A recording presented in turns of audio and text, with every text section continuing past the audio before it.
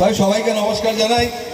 আসলে আমরা একটা অন্য অনুষ্ঠানে এসেছিলাম, আমার জানা ছিল না যেখানে আরেকটা অনুষ্ঠান হচ্ছে, কিন্তু এখন যখন শুনলাম যেখানে একটা অনুষ্ঠান রয়েছে তখন আমরা নিজেরাই চলে এলাম এখানে। আসলে অনেক ব্যস্ততার মধ্যে আজকে আমার এখানে ফিরদৌসী বেগম রয়েছেন, সেই সঙ্গে সঙ্গে আমাদের লাভলি মৈত্র, অরুন্ধতী মৈত্র, গৌতমবাবু, জয়ন্ত ভদ্র, আমরা সবাই এসেছি।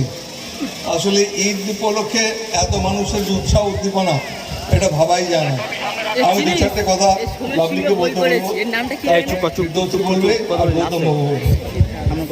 ধন্যবাদ সবাইকে, আমার ঈদের শুভেচ্ছা। ঈদ চলে গেছে, তবু সবাইকে আমার অনেক অনেক শুভেচ্ছা, ভালোবাসা, বড়দের আমার প্রণাম জানাই। আমরা অন্য প্রোগ্রামে ছিলাম, সেখান থেকে এখানে এলাম এবং মূলত স্যারের আহ্বানেই আসা।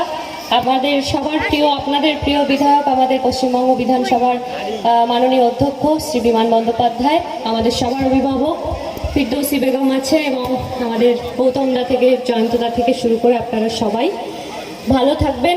ভগবানের কাছে, ঈশ্বরের কাছে, আল্লাহর কাছে প্রার্থনা করব সবাইকে সুস্থ রাখুক, ভালো রাখুক।